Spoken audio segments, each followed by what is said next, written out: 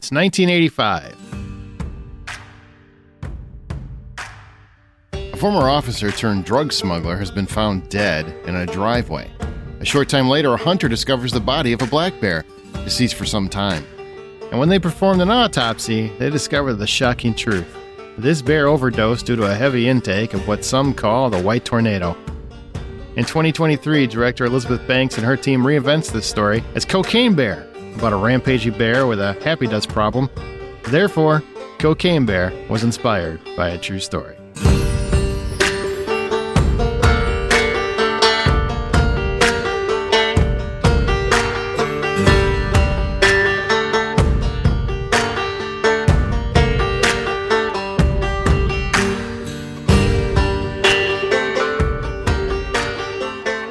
Welcome to True Crime for Cinephiles. This is Inspired by a True Story, a podcast devoted to keeping artists honest. I'm Aaron Peterson, an accredited film critic for the Hollywood Outsider podcast and website, and devoted true crime follower. And joining me today are my fellow film critics and true crime devotees, John Davenport. Hey, how you doing? And Amanda Sink. Hello, hello. Hello, hello. Hello. You didn't think we wouldn't cover any fun movies, did you? I am happy we're covering a fun movie. Yeah, a little bit of a palate cleanser every now and again is going to be good. I mean, I know we're only a couple episodes into this, but after that last one, we definitely needed a palate cleanser. Yeah, and I mean, true crime sometimes leads to some amazingly crazy movies. Cocaine Bear is definitely one of the craziest because in terms of true stories, not many true events are in the actual movie, but it is inspired. The actual true story that inspires it is wild. Yeah, the true story that it's hard to believe in itself. And the fact that they felt like they had to exaggerate the movie even more is insane. I think exaggerate is an interesting word. Completely add content would Right. probably be more accurate. Basically, it's Anaconda with bears. Yeah. I do love the fact that the core piece, like the truth that's from this story, is that there was a bear that got super, super high on cocaine because a pilot jumped out or whatever, and there was a bunch of drugs that the bear got into. I think that that's still fun. But then... Not for the bear. Really sucked for the bear, Amanda. Really sucked for the bear. You don't know. Maybe he had a good trip, okay? Then you add in all the murders and the violence and the crazy stories, and I'm like, this is fun. It's so fun. I actually really enjoy Cocaine Bear. I saw it in the theater when it first came out, and I was not disappointed in any way. So I'm glad that we actually get to talk about it. And so many people have talked about, well, it's based on a true story. I'm like, easy. It inspired by a true story. It's not the same as based on a true story. It's actually pretty far from the actual story. But you know what? New episodes of this podcast, Inspired by a True Story, can be found wherever you listen to podcasts or at thehollywoodoutsider.com. We are sponsored by the hollywoodoutsider.com podcast. So let me break down Inspired by a True Story. There are two pieces to this podcast: the crime itself and the movie or TV series it inspired. We'll discuss the overall details of the actual crime, then review the film on its own, how much that is actually true, and how much was Hollywood, quote-unquote, magic. And before we dive into the true details of the crime and our review and discussion on what the movie used for inspiration, let me summarize the film for those of you that might not have watched it yet. Director Elizabeth Banks directs from a script by Jimmy Warden this bonkers tale of a rampaging, coked-out bear. In 1985, a drug smuggler named Andrew Thornton, that's a delightful cameo from Matthew Rhys, he bonks his head on his airplane just as he plans to escape with a bag full of cash and cocaine. Plummeting to his death, the cocaine lands in a northern Georgia forest where a playful female black bear stumbles onto it. This leads to mutilated limbs, monstrous attacks, and a lot of humor as Cocaine Bear attempts to maintain a more 80s monster comedy tone than any serious piece on black bear drug addiction. The film stars Kerry Russell as Sari, a mom chasing after her daughter Dee Dee, who's played by Brooklyn Prince, and her friend Henry, Christian Convery, who have skipped school to wander through the same forest this coked-out bear is currently rampaging through. Ray Liotta, wonderful actor, gives his last performance as Sid, a drug dealer who needs these drugs back before the cartel takes care of him, so he sends off David and Eddie, O'Shea Jackson Jr. and Alden Ehrenreich, to retrieve the drugs, all while Ranger Liz, portrayed by the amazing Margot Martindale, attempts to save herself and others from the slaughter of this coked-out bear.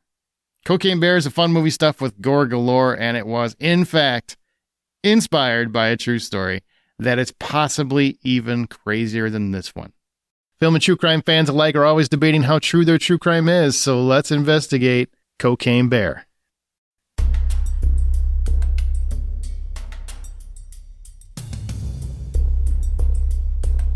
Knoxville, Tennessee, 1985. A local civilian contacts authorities in Knoxville stating someone was in his driveway trespassing. Turns out that trespasser was a dead body, a skydiver whose chute did not open. We nicknamed him Splat.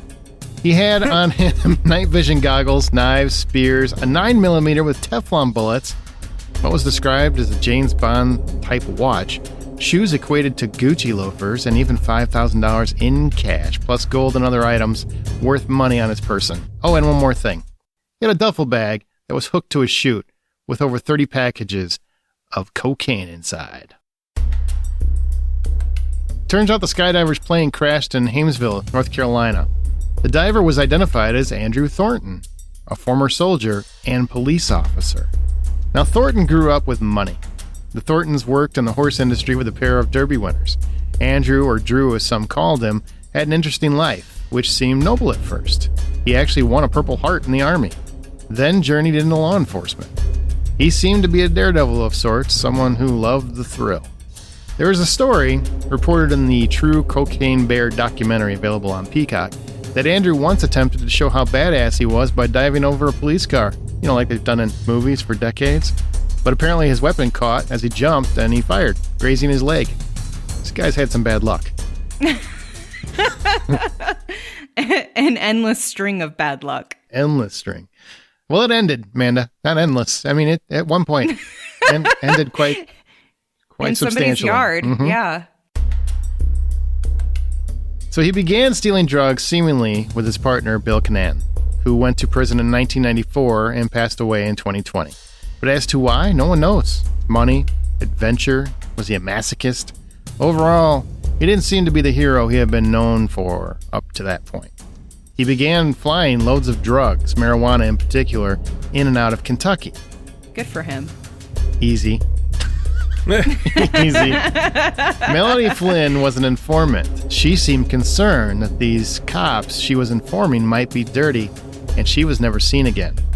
Her car was found abandoned, and she was last seen talking to two men by a black van. She remains missing to this day. What? Yeah, there's a horror element to this story. They didn't tell you that in the movie. Nope, they didn't tell you any of this in the movie. They told you that he had drugs. Okay. They told you that. Full stop. Yeah, full stop. That's the end of it. Period. Drew Thornton quits the force and takes up smuggling full-time. He teams up with Bradley Bryant, who works with Lee and Jimmy Chagra, today's version of cartel leaders. And Drew began flying marijuana from Colombia to Kentucky. The organization was doing big business when Lee Chagra was assassinated. Then Jimmy Chagra was arrested. The day before Jimmy's trial began, Judge Wood, who was assigned to the case, was assassinated by a hitman. But it didn't matter. He still went to prison for 30 years. But what is interesting about that particular fact is the hitman was Charles Harrelson, the father of Woody Harrelson. What? That's a cool detail that would have been really cool in the movie, especially if Woody Harrelson was in it. Because he wants to cameo in Cocaine Bear, really, at this point. I'm sure he wants to walk away from this situation. It's Woody Harrelson. He probably would have jumped at the chance to play his father being it. I don't think so. I mean, I've actually heard him speak to this, and he is not, this is not a bright spot of his life. Yeah. Just saying. But Woody Harrelson does have a connection to Cocaine Bear. So there's that. So Bryant was apprehended at an airport and locked away for 15 years. Andrew Thornton's name was then located in a notebook in Bryant's belongings.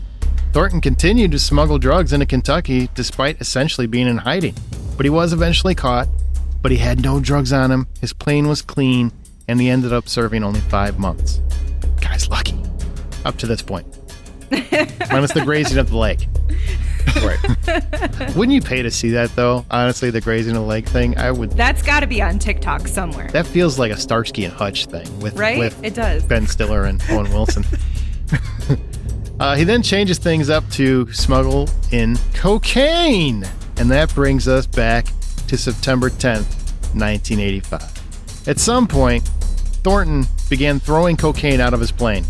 And then he strapped 75 pounds of it to his body and jumped, for whatever reason. Well, his chute didn't open. Or was he unconscious because he had injuries to his face? We don't know. No one knows. But he died. No one really knows why he did this. Plane issues? DEA was tracking him? Was it a plan to rip off his suppliers? Was there another person on the plane? Because a man named Bill Leonard in 1990 told a reporter that he was on that plane, an unwitting accomplice. But no real details about that or how true it is. Yeah. Okay. All right, Bill. Yeah, right, Bill. You were there. Uh-huh. I was there too. Yeah, me 3. I was there also. Well, who has the cocaine?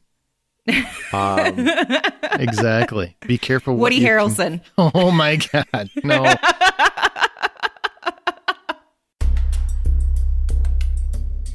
All right. Well, that brings us back to the dead guy in the driveway.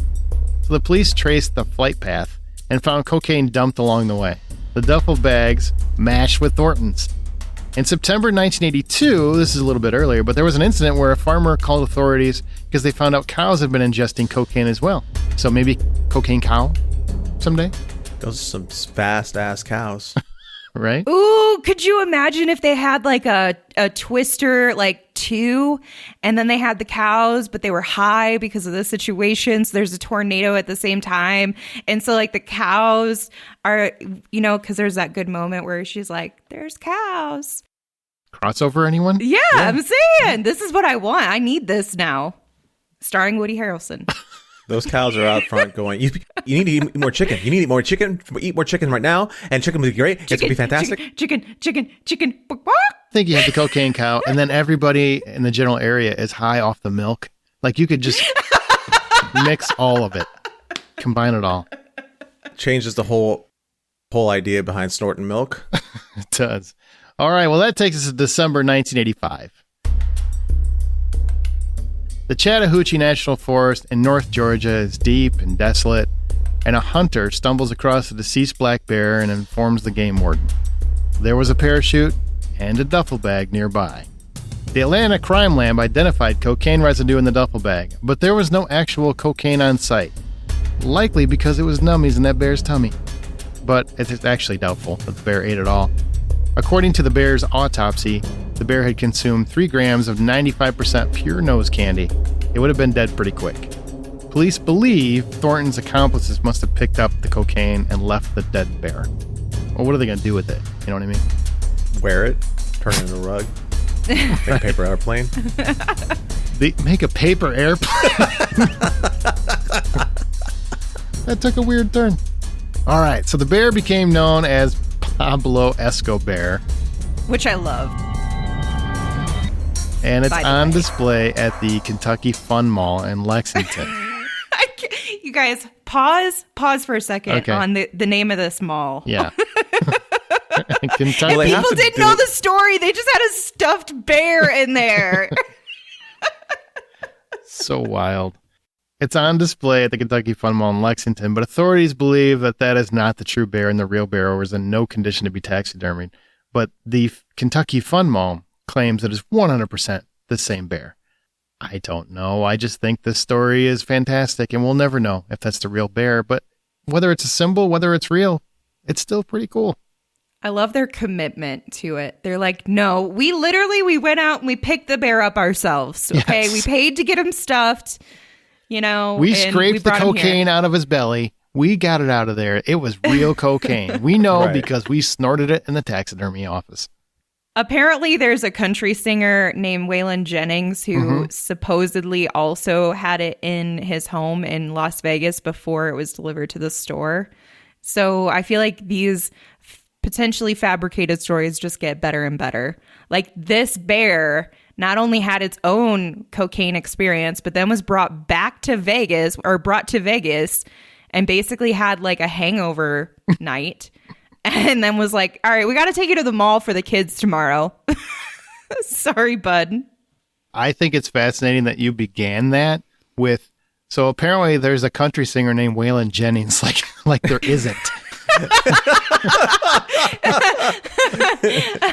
The apparently was more for the story. I understand. My bad. Uh-huh.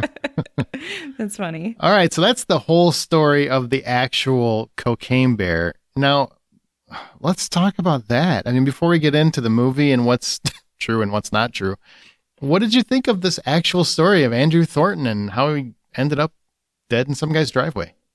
I think the actual story itself is almost more interesting, and I'm a little disappointed that they didn't take the movie in this direction. However, at the same time, I'm really glad they didn't, because the movie itself was fun, whereas this could have been, I don't know, something they could have found a way to make this more true.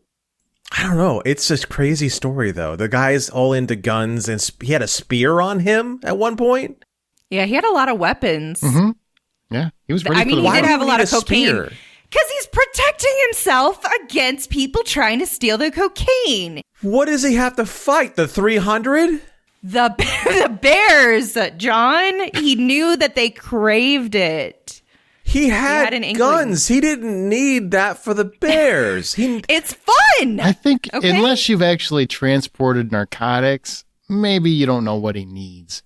You know, the guy's dealing with a lot of nefarious types. You know what I mean? All He right, probably so just wants to be I go back to my He's in point. the Who is he jungle at fighting? The this point. 300? For God's sakes. Maybe. Are the Persians about to show up? Can you not just appreciate his creative nature, his willingness to grab all the weapons available to him that he saw in Buffy the Vampire Slayer and just move forward? I'm also really fascinated by this James Bond style watch. What does that mean? That too. That part's really funny. Is there a garrote built into it? Does it have like a tracking device? Does it tell the temperature of the air? I mean, what is that? John, everybody's watch now can tell the temperature of the air. Well, now, but not in 1985. Yeah, I'm kind of curious what this James Bond type watch was. Like, what does it do?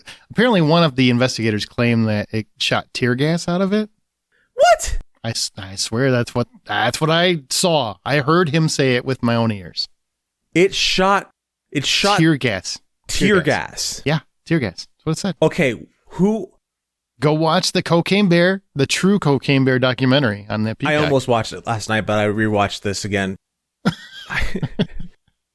I couldn't get to the facts. I got to watch the real fiction. I gotta watch the fiction before I get anywhere near the facts. I need to, number one, know where you buy this watch. Number two, how do you wear it? Number three, what kind of pressure does it take to activate all the different, like the garrote thing and the tear gas and the laser beam is obviously built into it. I need to know all of this.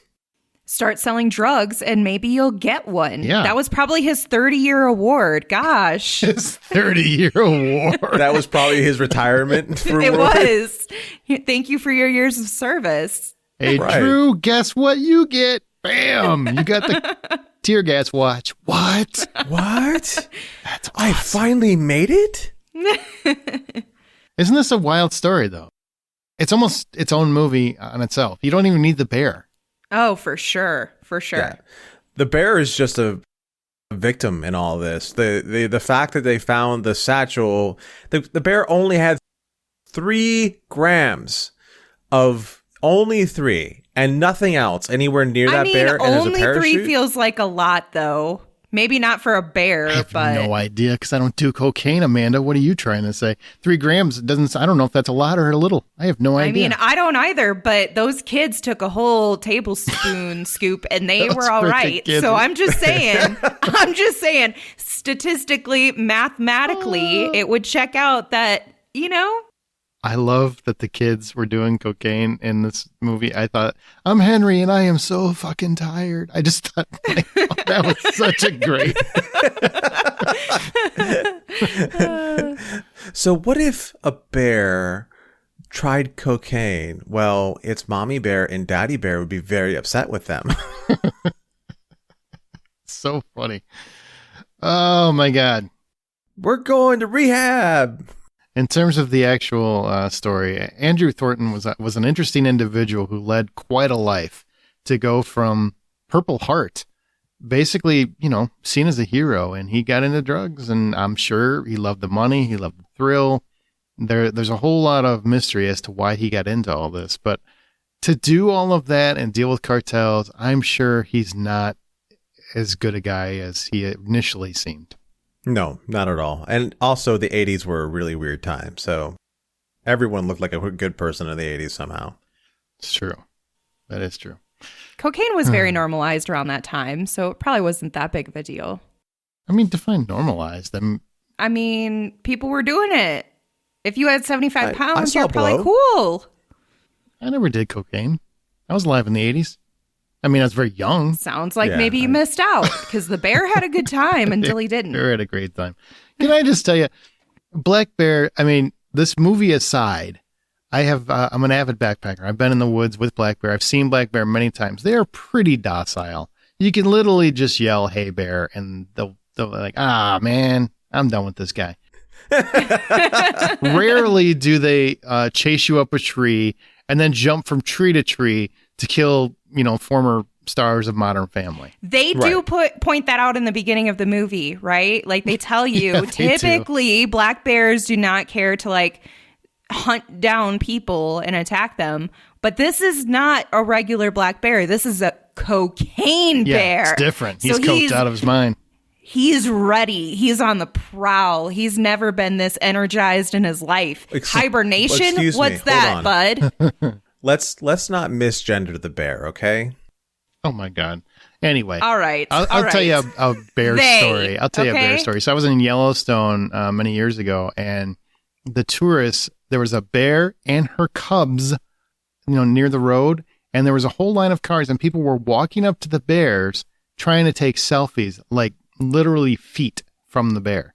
That's a big no. Those people? That's natural selection, John. I'm okay if they would have been eaten.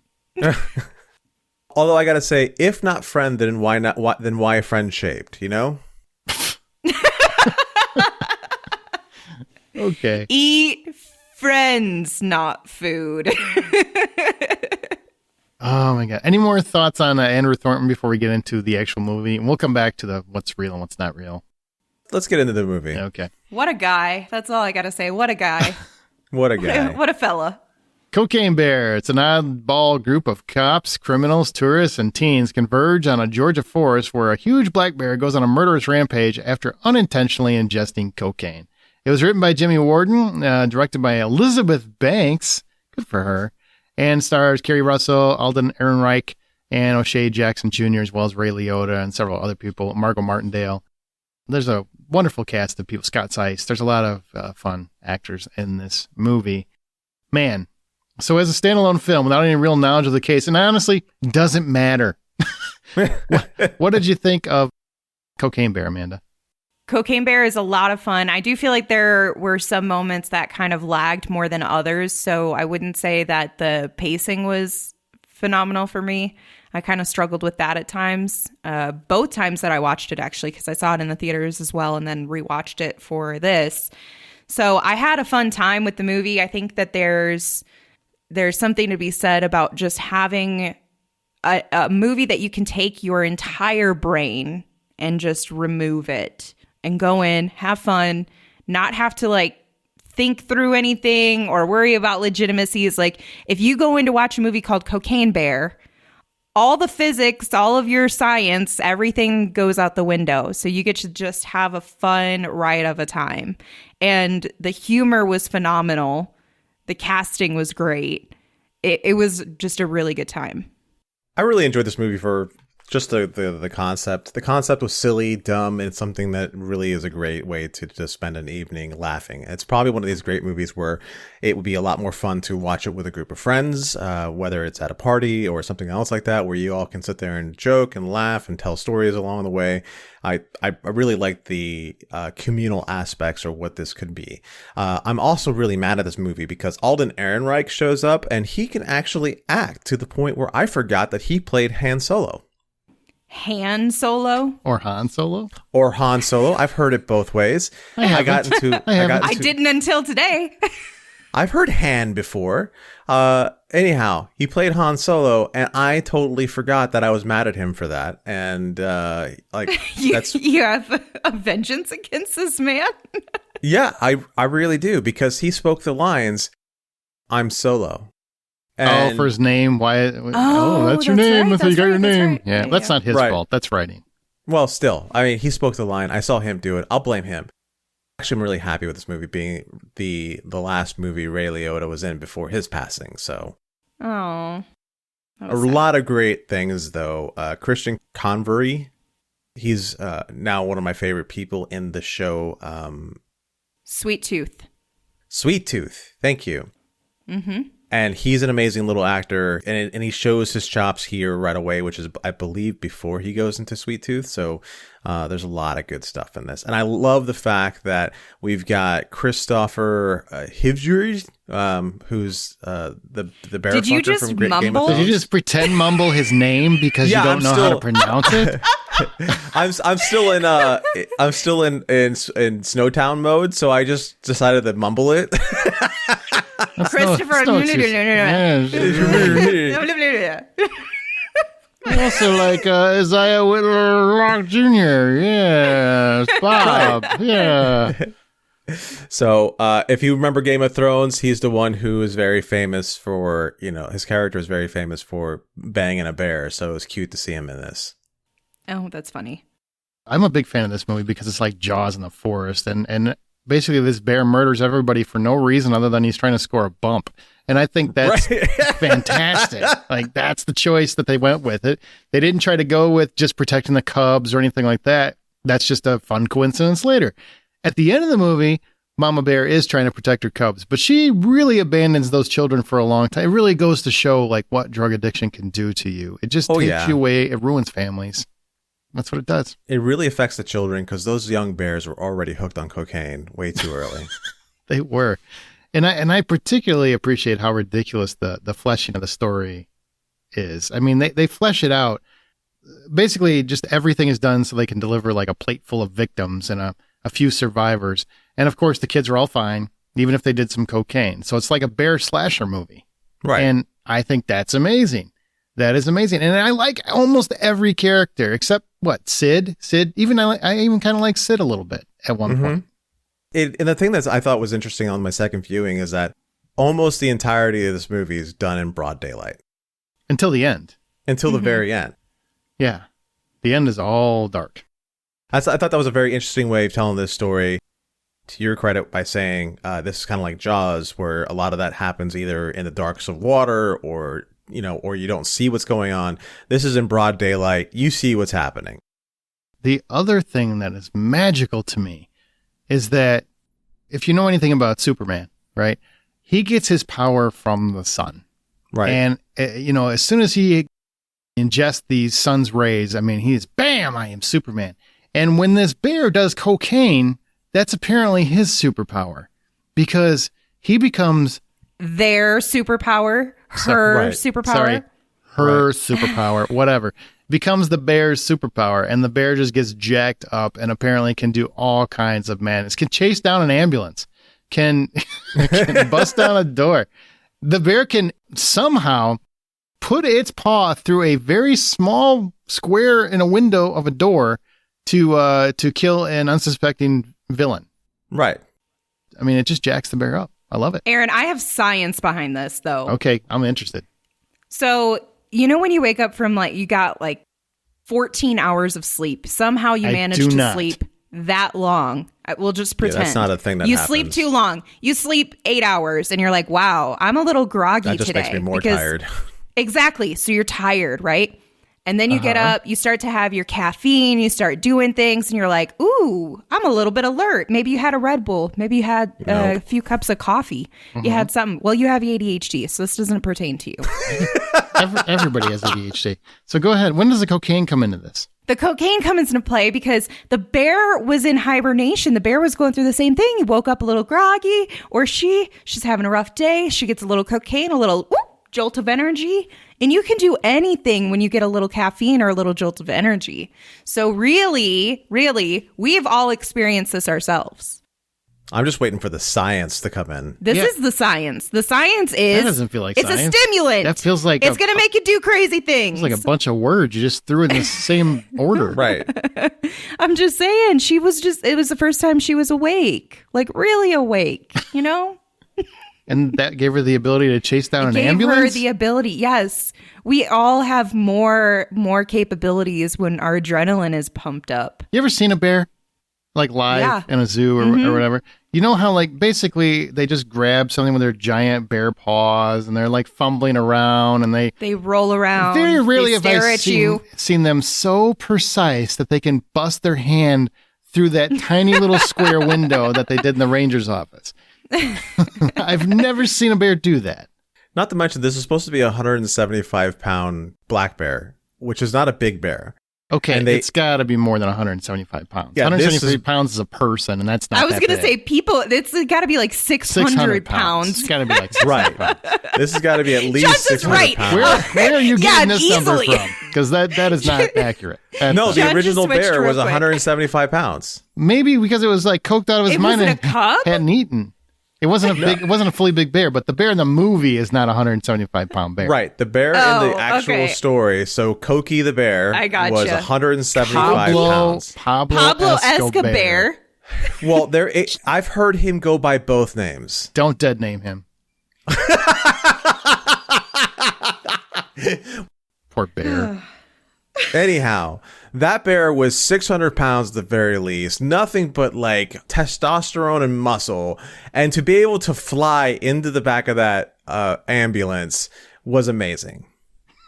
I love that whole that set piece was fantastic. Absolutely fantastic. I got to say, I didn't know that Elizabeth Banks had this in her. I saw Charlie's Angels. I think was it Pitch Perfect 2? She's a fine director. I wasn't like impressed though. I just thought, well, these are decent films, but Cocaine Bear, I'm like, all right, there's some really clever stuff. Like there's some intriguing shots in here. Margot Martindale, her freaking thing bouncing out of the ambulance and her face like scraping on the pavement. Like that's a clever touch. There's a lot of clever touches here that I was very impressed with. Just shows her the ability. She has a lot more potential than she's shown so far. Yeah. God, I want Cocaine Cow. I hope she makes that. All right, so performance standouts or issues that you had talking about the cast. I mean, I really liked David and Eddie. That was an interesting dynamic, having O'Shea Jackson and Han Solo together. That was interesting. I thought that was interesting. There's the way those characters reacted. Isaiah Whitcock Jr. as Bob, the police officer. I loved Bob. He was so great. And the whole fact that he's like, so do you like dogs? Yeah. Does your dog like to fetch? That would be kind of cool because I have a dog that doesn't fetch. And that dog was so cute. Yeah, it was very cute. I love what he calls them, and he's like, I think you gave me the wrong dog. This is a fancy dog. I love that. That was so funny. Oh my gosh. But also Margot Martindale, like she is phenomenal. Oh my God, she's so fun. Yes, and her obvious love for Jesse Tyler Ferguson's character, I thought it was just delightful, and she hilarious. Just leave me be so I can be with my man. And then Carrie Russell comes up, who honestly I feel like is a character from the wrong movie for much of this movie. Everybody else is just bonkers, and she's just coming in like straight laced mom, and she's here to save the world. As soon as she shows up, Margot Martindale's character, Ranger Liz, is just like, bitch, get out of here. You are encompassing upon my vibe. She's basically like, you're cockblocking me. Go.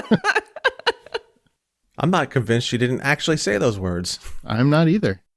It's probably in the script. And I do like Scott Seiss is he's real popular on TikTok. He makes a lot of TikTok videos. So he plays the ambulance, the EMT. I really like his humor in TikToks, and it was good to see him get a little role in this, even though it was short-lived. Yeah. He was pretty great.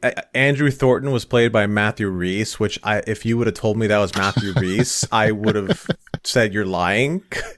What a fun Right? connection, right? Because he and Kerry Russell did what? The Americans together? The Americans together. And of the stuff that I've seen of Matthew Rhys, he's not what I would say fun, you know? No, he did Perry Mason. He's done a lot of dark, dour kind of roles, right? Yeah. He's not what I would call fun. And yet here he is just enjoying the crap out of himself and knocking himself out to die in parachuting. What a great cameo. And you know what?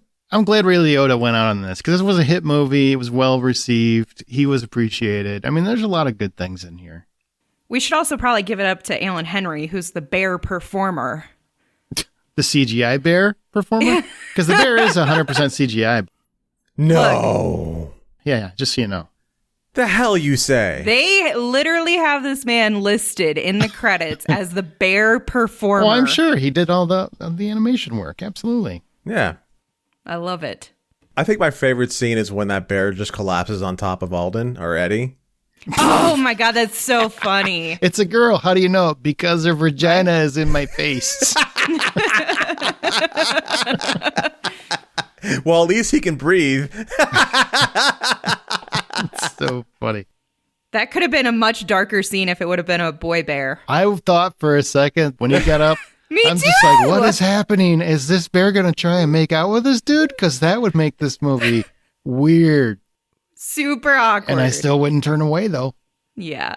Han Solo no more. Like I said, Elizabeth Banks really deserves a kind of a shout out because this is a really difficult tone to maintain. And I think she does a very good job of maintaining the ridiculous tone and also like amping up the gratuitous violence, like Ranger Liz and just, what was it? The bears eating the intestines at the end. I mean, Yeah. I really respect, and also the special effects for a low budget film. This movie wasn't a huge budget. I think it looks great. It does. You know, there's like a fake leg being thrown out there. It's if you don't know that's a fake leg, then you're a child, as far as I'm concerned. Sure. But there's a couple of other things that I'm like, all right, well, that's fine because they're trying to fit into a genre, which they fit into very well. The only thing I would say is that I would love to see the pacing being tightened up on this, only because that would be my one complaint is the pacing. Yep, same. Amanda, why do you say that? I get why John said that. What you said you watched it twice and you had the same problem, right? Yeah, there's just because they have such really heavy comedy scenes. The ones that are in between there where it's more just like a lag, honestly, a lot of what has Kerry Russell involved because it's a more serious tone. Because she's in the wrong movie. I'm serious. I love Kerry Russell, but her character, I'm like, do you know what movie you're in? Because everybody else gets it. Yeah. There's just like these tonal shifts and also this lag in the pacing in those sequences that don't have heavy comedy. Mm-hmm. And the ones that do are the ones that we're referencing that are phenomenal pieces of the film, but there's still those kind of like breakage points that happen for me. Fair point. So what the movie got right, and did it respect the victims? Well, I'm here to tell you that literally the only thing the film got right was Andrew Thornton did die from the plane, and the fact that the bear did get into the cocaine, and that's it, because the bear never attacked anyone. The bear died rather quickly in the real story. So everything outside of Andrew Thornton possibly hitting his head on the plane, that might have been what happened, and his chute not opening, everything else is not true. Oh, and the guy is calling the cops because someone's trespassing in their driveway? Oh, yeah, that part was, yeah, you're right. Yeah, Okay. that was true to the story itself, but nothing else here. This is one of those, all the names were changed for the protection of the victims. Sure. Only we just made up a bunch of victims. Like the only real victim in this whole story are the cows and the bear. Yeah, Pablo Escobear. Aw, poor Pablo Escobear. R.I.P. Well, he's apparently at the Kentucky Fun Mall if you want to go see him. Right. All right, so what the movie got wrong or left out, and was it worth it? Meaning, did it make the film more entertaining? And I guess this is kind of where the discussion is, since they essentially took a true story and made it mostly fictional, like basically ignored the really exciting elements of the true story. Was this movie worth embellishing that much for you? I'm going to say yes. Getting this story and telling this story was more important because I feel like if you were to take this the more serious route, we were going too far into Blow territory, and the only way you can make Blow better is what they could have done, which is to make basically Johnny Depp be more like Captain Jack Sparrow, which is what it sounds like Andrew was. He was a pirate? Right. Okay. Okay. I don't know if I would see it that way, but I'm savvy. I would like to see that movie as, a guy who is just blessed in a certain way all the way up until the final moment of his life, apparently, if that were the option. But I think that this is the best way to tell this story without it being derivative of other stories. Here's the thing. The story that they're telling us is not anything. Nobody's being hurt by them falsifying this information, right? Except the bear. Except the bear. But Andrew, like his story, yeah, what we see of him, it's true. So we're not misconstruing any of that. Now, could we explore the backstory for Andrew a bit more, to kind of Aaron's point earlier? Absolutely. Yeah, that would be a really interesting movie. But the movie they wanted to show is what happens if this bear gets on a bunch of cocaine and there's people around. And I think that, hey, even though it's not real, they're starting with the real shocking part of it, which is that a bear got into cocaine and got really high. That's the funny part. The rest of it is just like, dang, this is just added bonus content. Absolutely fabulous. I think what they chose to do here is kind of amazing, honestly. And I feel bad for bears because this is probably going to have a similar effect that Jaws had, where now people are going to be more petrified of bears than they already are. No. Oh yeah. People freak out already. But you should be. Around brown bears, you should be. Brown bears, you should be concerned. Black bears are pretty docile. They're actually, as long as you don't have snacks on you, they typically leave you alone. I'm not going to say always, but they typically will leave you alone. If it's black, you fight back. If it's brown, you lay down. And if it's a polar bear, you're dead. That's the end of that. Yeah, they're the savage ones. Everybody's like, ooh, look at that Coca-Cola ad. No, stay the fuck away from those things, man. They are dangerous. Oh. I don't know. I still want a Klondike bar. Who doesn't? You know what I'd do for one? Lots of cocaine. Yeah, lots of cocaine. But I do love monster movies, and I think the 80s aesthetic has been overdone in the last few years. I feel like too many movies are kind of jumping on the 80s train, but it works here. And I really dig a lot of the throwbacks because they don't go too overboard into the 80s nostalgia. Score's got the vibe going through it. Definitely the score is very 80 reminiscent of 80s synthesizers. Although I do love the fact that he's wearing Jordans and gets upset when he screws up his Jordans. Every time he screws up his Jordans. Oh, yeah. Yeah. Well, anybody that's ever owned Jordans knows you're paying a lot of money for those bad things. But I love a good monster movie. And I love if you're willing to go over the top. And as long as you commit to whatever the tone is, I can get on board. And Elizabeth Banks committed to the tone. And that's impressive. Except the only thing I would say is that I feel like Kerry Russell's in the wrong movie. She never seems like she's in on the joke. And everybody else is. Mm-hmm. That's kind of what I would say. That's where you have the most issues with the pacing of the film, because it's like we're being, I don't know, it's kind of like Whiplash. Like, no, this isn't at all what we were into 20 seconds ago. So now we have 10 minutes of this, and then we'll get into something fun and outrageous again. Right, because it's not like they're doing Jaws. Jaws was this, all of this is serious. This is dire. This is deadly. This shark is going to kill people, even though the whole solution is just get out of the water, but whatever.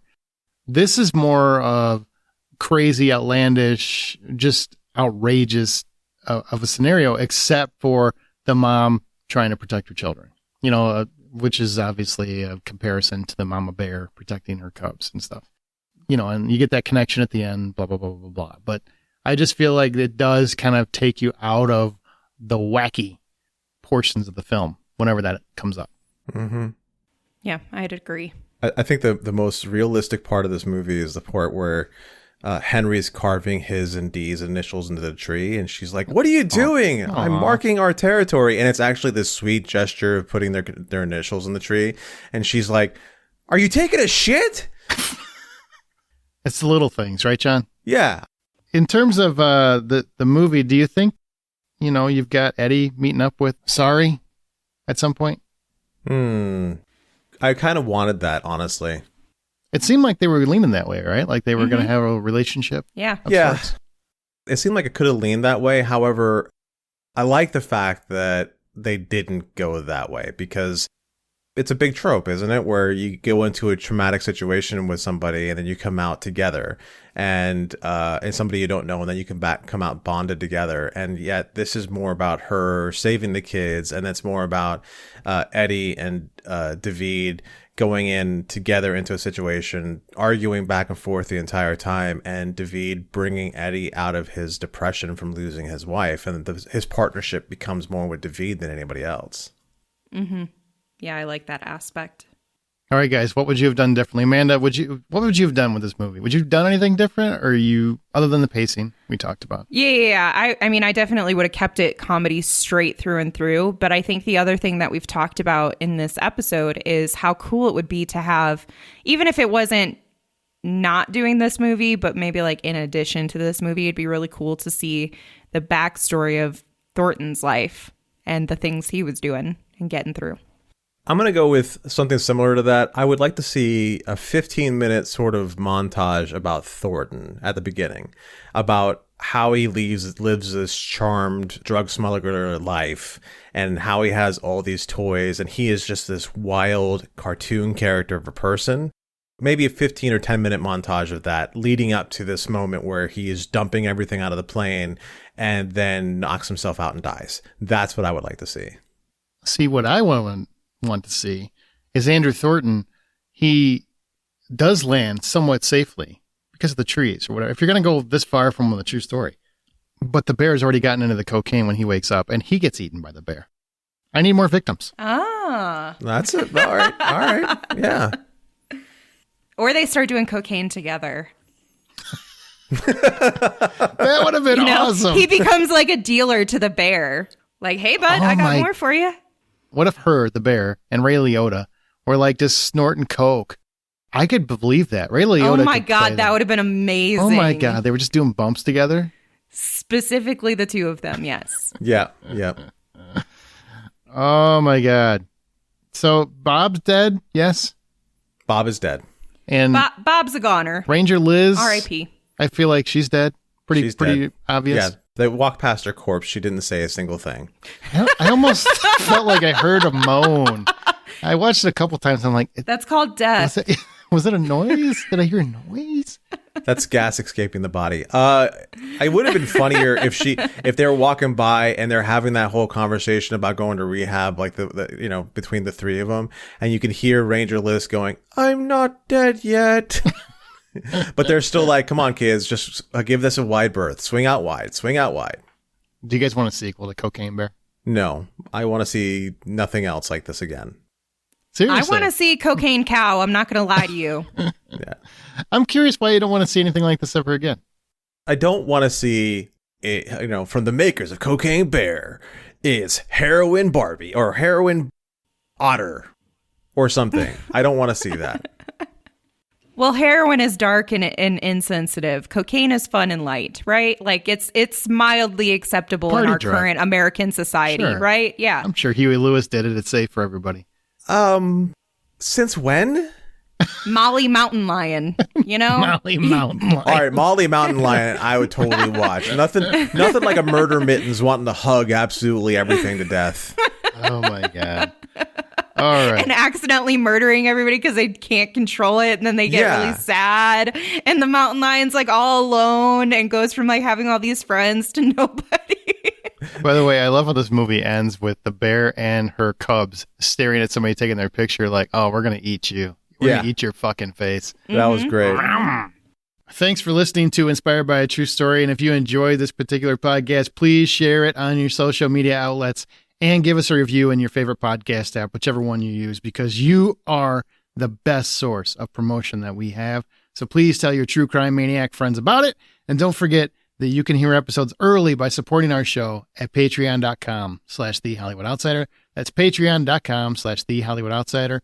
And if you have thoughts on this case, the film, our show, or even a suggestion for a future episode, you can email us at inspired@thehollywoodoutsiders.com, or you can leave us a voicemail at 818-814-6246. As fans, we all deserve to know how true our true crime actually is. So thank you again for listening to Inspired by a True Story. Now let's go keep those artists honest.